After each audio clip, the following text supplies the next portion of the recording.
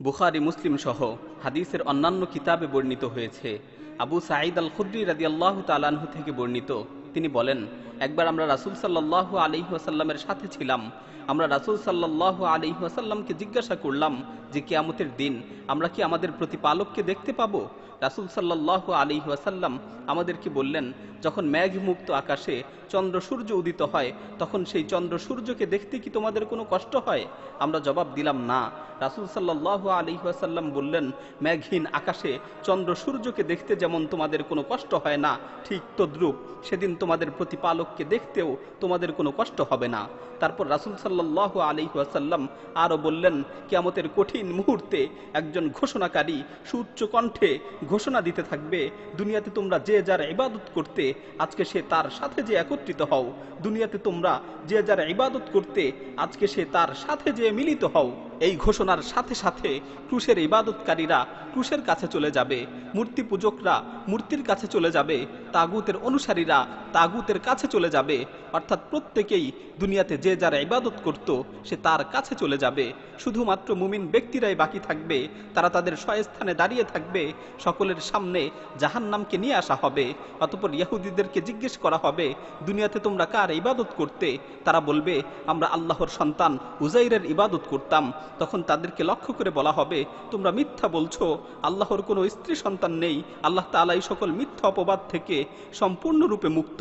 অতঃপর তাদেরকে জিজ্ঞেস করা হবে, তোমরা এখন কি চাও? তারা বলবে, আমরা খুব পিপাসার্ত, আমাদেরকে একটু পানি পান করান। তখন তাদেরকে বলা হবে, যাও পানি পান করো। এরপর তাদেরকে জাহান্নামে নিক্ষেপ করা হবে। অতঃপর নাসারাদেরকে জিজ্ঞেস করা হবে, তোমরা কার ইবাদত করতে? তারা বলবে, আমরা আল্লাহর সন্তান মাসিহের ইবাদত করতাম। তখন তাদেরকে বলা হবে, তোমরা মিথ্যা বলছো, আল্লাহর কোনো স্ত্রী সন্তান নেই। আল্লাহ তাআলা এই সকল মিথ্যা অপবাদ থেকে পুত পবিত্র। অতঃপর তাদেরকে জিজ্ঞেস করা হবে, তোমরা এখন কি চাও? তারা বলবে, আমরা পিপাসার্ত, আমরা পানি পান করতে চাই। তাদেরকে বলা হবে, যাও পান করো। এরপর তাদেরকে জাহান্নামে নিক্ষেপ করা হবে। এভাবে সবাইকে জাহান্নামে নিক্ষেপ করার পর ইমানদারদের মধ্য হতে শুধুমাত্র নেককার ও গুনাহগাররা বাকি থাকবে। তখন তাদেরকে লক্ষ্য করে বলা হবে, সকলেই তো চলে গেছে, তোমরা দাঁড়িয়ে আছো কেন? তখন তারা বলবে, আমরা একজন ঘোষণাকারীকে ঘোষণা করতে শুনেছি, আমরা একজন ঘোষণাকারীকে ঘোষণা করতে শুনেছি যে দুনিয়াতে যে যারা ইবাদত করত সে যেন তার সাথে যে একত্রিত হয়, দুনিয়াতে যে যারা ইবাদত করত সে যেন তার সাথে যে মিলিত হয়। এই ঘোষণার পর সকলেই তাদের মিথ্যা ইলাহদের সাথে যে একত্রিত হয়েছে। কিন্তু আমরা যেই মহান রবের ইবাদত করতাম, আমরা যেই মহান প্রতিপালকের ইবাদত করতাম, সেই মহান রবের জন্য অপেক্ষা করছি। আমরা যেই মহান সত্তার ইবাদত করতাম, সেই মহান সত্তার জন্য অপেক্ষা করছি। হাদিসে বর্ণিত হয়েছে, অতঃপর আল্লাহ তাআলা ভিন্ন এক আকৃতিতে তাদের সামনে এসে উপস্থিত হবেন, যেই আকৃতিতে তারা ইতিপূর্বে আল্লাহ তাআলাকে দেখেনি। তিনি এসে বলবেন, আমি তোমাদের প্রতিপালক। তখন সবাই বলে উঠবে, হ্যাঁ, আপনি আমাদের প্রতিপালক। আল্লাহ তাআলা তাদেরকে জিজ্ঞাসা করবেন, তোমাদের প্রতিপালকের এমন কোনো নিদর্শন আছে কি যেটা দেখে তোমরা তাকে চিনতে পারবে? তখন তারা বলবে, হ্যাঁ, আমরা যদি তার পায়ের গোছা দেখি তাহলে আমরা তাকে চিনতে পারবো। তখন আল্লাহ তাআলা পায়ের গোছা খুলে দিবেন, সকল মুমিনরা আল্লাহর সামনে সিজদায় লুটিয়ে পড়বে। কিন্তু যারা দুনিয়াতে মানুষদের দেখানোর জন্য, মানুষের খ্যাতি অর্জনের জন্য ইবাদত করত, তারা আল্লাহর সামনে সিজদা অবনত হতে পারবে না। তারা সিজদা করতে নিবে, কিন্তু তাদের মেরুদণ্ডের হাড় শক্ত হয়ে যাবে। অতঃপর জাহান্নামের উপর পুলসিরাত স্থাপন করা হবে। আমরা রাসূল সাল্লাল্লাহু আলাইহি ওয়াসাল্লামকে জিজ্ঞাসা করলাম, ইয়া রাসূলুল্লাহ, পুলসিরাত কি জিনিস? রাসূল সাল্লাল্লাহু আলাইহি ওয়াসাল্লাম বললেন, পুলসিরাত হচ্ছে এমন একটি দুর্গম পিচ্ছিল পথ যার থেকে মানুষ জাহান্নামে ছিটকে পড়বে, যার চতুর্পার্শ্বে লোহার বড় বড় আংটা ও বিশাল বিশাল কাঁটা থাকবে। মুমিনদের মধ্য থেকে কেউ কেউ চোখের পলকে পুলসিরাত পার হয়ে যাবে, কেউ বিদ্যুৎ বেগে পার হবে, কেউ প্রবাল হাওয়ার ন্যায় পার হবে, কেউ ঊর্ধ্বশ্বাসে ছুটে চলা ঘোড়ার ন্যায় পার হবে। মুক্তিপ্রাপ্ত বান্দারা সেদিন নিরাপদে পার হয়ে যাবে। আবার অনেকের শরীর জাহান্নামের আগুনে ঝলসে যাবে। সর্বশেষ ব্যক্তিটি কোনো রকম টেনে হেঁচড়ে পুলসিরাত পার হবে। মুমিনগণ যখন দেখবেন যে তাদের মধ্য থেকে অনেকে মুক্তি পেয়েছে, আবার অনেকে জাহান্নামের আগুনে দগ্ধ হচ্ছে, তখন তারা আল্লাহ তাআলার নিকট ফরিয়াদ করে বলবে, হে আল্লাহ, হে আমাদের পালনকর্তা, আগুনে দগ্ধ হওয়া এই লোকগুলো তো আমাদেরই ভাই, তারা দুনিয়াতে আমাদের সাথে এক কাতারে নামাজ পড়তো, আমাদের সাথে রোজা রাখতো, আমাদের সাথে ইবাদত করত, আজ তারা জাহান্নামের আগুনে দগ্ধ হচ্ছে। তখন আল্লাহ তাআলা বলবেন, যাও, যাদের অন্তরে এক দিনার সমপরিমাণ ঈমান আছে তাদেরকে জাহান্নামের আগুন থেকে বের করে নিয়ে আসো, তাদের জন্য আমি জাহান্নামের আগুনকে হারাম করে দিলাম। লোকেরা যাবে, তারা দুনিয়াতে যাদেরকে চিনত তাদেরকে জাহান্নামের আগুন থেকে বের করে নিয়ে আসবে। তারপর আল্লাহ তাআলা আবারও বলবেন, যাও, যাদের অন্তরে অর্ধ দিনার সমপরিমাণ ঈমান আছে তাদেরকেও জাহান্নামের আগুন থেকে বের করে নিয়ে আসো। লোকেরা যে তাদেরকেও বের করে নিয়ে আসবে। তারপর আল্লাহ তাআলা আবারও বলবেন, যাও, যাদের অন্তরে বিন্দু পরিমাণ ঈমান অবশিষ্ট আছে তাদেরকেও জাহান্নামের আগুন থেকে বের করে নিয়ে আসো। তারপর লোকেরা তাদেরকেও জাহান্নামের আগুন থেকে বের করে নিয়ে আসবে। বর্ণনাকারী আবু সাঈদ আল খুদরি রাদিয়াল্লাহু তাআলা আনহু বলেন, তোমাদের কাছে যদি আমার এই কথাগুলো বিশ্বাস না হয় তাহলে আল্লাহ তাআলার আয়াত তেলাওয়াত করো, ইন্নাল্লাহা লা ইয়াযলিমু মিসকালা যাররাতিন ওয়া ইন তাকু হাসানাতান ইউযাইফহা।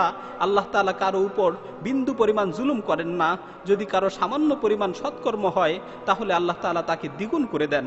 রাসূল সাল্লাল্লাহু আলাইহি ওয়াসাল্লাম বলেন, এরপর নবীগণ, ফেরেশতাগণ এবং ঈমানদারেরা সুপারিশ করবে।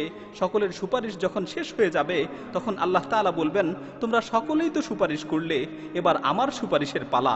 একথা বলে তিনি মুষ্টি ভরে জাহান্নাম থেকে এমন কিছু মানুষকে বের করে নিয়ে আসবেন যারা আগুনে জ্বলে পুড়ে কয়লায় পরিণত হয়ে গিয়েছে। তারপর তাদেরকে জান্নাতের সামনে অবস্থিত হায়াত নামক নদীতে গোসল করাবেন। গোসলের পর তারা আবারও সুঠাম দেহের অধিকারী হয়ে যাবে। তাদের শরীরে সিলমোহর মেরে দেয়া হবে, তারা জান্নাতে প্রবেশ করবে। জান্নাতবাসীরা বলবে, হা উলাই উতাকাউর রহমান, এরা হচ্ছে আল্লাহর আজাদকৃত বান্দা যাদেরকে আল্লাহ তাআলা নিজ অনুগ্রহে কোনো ধরনের নেক আমল ছাড়া জান্নাতে প্রবেশ করিয়েছেন। অতঃপর তাদেরকে বলা হবে, জান্নাতে তোমরা যা দেখছো এগুলো তোমাদের জন্য এবং এর সাথে তোমাদেরকে আরো সমপরিমাণ দেয়া হলো। আবু হুরায়রা রাদিয়াল্লাহু তাআলা আনহু থেকে বর্ণিত অপর এক হাদিস এসেছে, আল্লাহ তাআলা যখন বান্দাদের মাঝে সকল বিচার ফায়সালা শেষ করবেন এবং জাহান্নাম থেকে যাদেরকে মুক্তি দেয়ার তাদেরকে মুক্তি দিবেন, তখন ফেরেশতাদেরকে বলবেন, দুনিয়াতে যারা লা ইলাহা ইল্লাল্লাহের স্বীকৃতি দিত তাদের সকলকে জাহান্নাম থেকে বের করে নিয়ে আসো। ফেরেশতারা তাদের চেহারায় সিজদার নিদর্শনগুলো দেখে দেখে তাদেরকে জাহান্নাম থেকে বের করে নিয়ে আসবেন। জাহান্নামের আগুনে তাদের সমস্ত শরীর পুড়ে যাবে, শুধুমাত্র সিজদার স্থানগুলো সুরক্ষিত থাকবে। এরপর তাদেরকে আবে হায়াতের পানি দিয়ে গোসল করানো হবে, তারা পুনরায় সুঠাম দেহের অধিকারী হয়ে যাবে। পরিশেষে তাদের মধ্য থেকে একজন জাহান্নামে উপর হয়ে পড়ে থাকবে। জাহান্নামীদের মধ্য হতে সে হচ্ছে সর্বশেষ জান্নাতে প্রবেশকারী। সে আর্তনাদ করে বলবে, হে আমার রব, হে আমার পালনকর্তা, আমার চেহারাটাকে জাহান্নামের দিক থেকে একটু অন্যদিকে ঘুরিয়ে দিন, কেননা জাহান্নামের উত্তপ্ত হাওয়া আমাকে অস্থির করে তুলছে, আমার চেহারাটাকে ঝলসে দিচ্ছে। সে বারবার এই প্রার্থনা করতে থাকবে। তখন আল্লাহ তাআলা বলবেন, আমি যদি তোমার চেহারাটাকে জাহান্নামের দিক থেকে ঘুরিয়ে দেই তাহলে এরপর তুমি আমার কাছে আর কিছুই চাইবে না তো? সে বলবে, হে আল্লাহ, আপনার ইজ্জতের কসম করে বলছি এরপর আর কিছুই চাইব না। অতঃপর আল্লাহ তাআলা তার চেহারাকে জাহান্নামের দিক থেকে ঘুরিয়ে দিবেন। সে কিছুক্ষণ চুপ থাকবে, তারপর সে আবারও বলবে, হে আল্লাহ, আমাকে যদি জান্নাতের দরজার কাছাকাছি একটু অবস্থান করতে দিতেন। আল্লাহ তাআলা তখন তাকে লক্ষ্য করে বলবেন, তুমি না আমার সাথে প্রতিজ্ঞা করেছিলে, তুমি না আমার সাথে অঙ্গীকার করেছিলে যে তুমি আর কিছুই চাইবে না? ধ্বংস তোমার জন্য হে আদম সন্তান, তুমি কতই না প্রতিশ্রুতি ভঙ্গকারী। তারপর আল্লাহ তাআলা বলবেন, আমি যদি তোমাকে এটা দেই এরপর আর কিছু চাইবে না তো?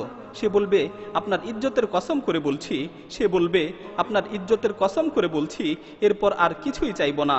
অতঃপর আল্লাহ তাআলা এই ওয়াদার ভিত্তিতে তাকে জান্নাতের দরজার কাছাকাছি অবস্থান করতে দিবেন। সে কিছু সময় চুপ থাকবে। অতঃপর যখন জান্নাতের অভ্যন্তরীণ মনোরম দৃশ্য দেখবে, জান্নাতের আরাম আয়েশ দেখবে, তখন সে আবারও প্রার্থনা করে বলবে, হে আল্লাহ, আপনি যদি অনুগ্রহ করে আমাকে জান্নাতে প্রবেশ করিয়ে দিতেন। তখন আল্লাহ তাআলা বলবেন, তুমি না আমার সাথে প্রতিজ্ঞা করেছিলে যে তুমি আমার কাছে আর কিছুই চাইবে না?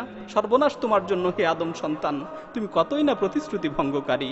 তখন সে বলবে, হে আল্লাহ, আমি আপনার সৃষ্টিকুলের মধ্যে সবচেয়ে নিকৃষ্ট হতে চাই না। এভাবে সে প্রার্থনা করতে থাকবে। আল্লাহ তাআলা তার এই অবস্থা দেখে তার দিকে তাকিয়ে হেসে দিবেন এবং হেসে হেসে নির্দেশ দিবেন, যাও, তুমি জান্নাতে প্রবেশ করো। যখন সে জান্নাতে প্রবেশ করবে তখন আল্লাহ তাআলা তাকে জিজ্ঞেস করবেন তুমি আর কি চাও। সে একের পর এক চাইতে থাকবে, আল্লাহ তাআলাও তাকে দিতে থাকবেন। এক সময় তার চাওয়ার পরিধি শেষ হয়ে যাবে, সে চাওয়ার মতো আর কোনো কিছুই খুঁজে পাবে না। তখন আল্লাহ তাআলা তাকে মনে করিয়ে দিবেন যে তুমি এটা চাও, ওটা চাও। যখন তার চাওয়া পাওয়ার সকল আকাঙ্ক্ষা শেষ হয়ে যাবে তখন আল্লাহ তাআলা তাকে বলবেন তোমাকে এগুলো সব দেয়া হলো এবং এর সাথে আরো 10 গুণ বাড়িয়ে দেয়া হলো।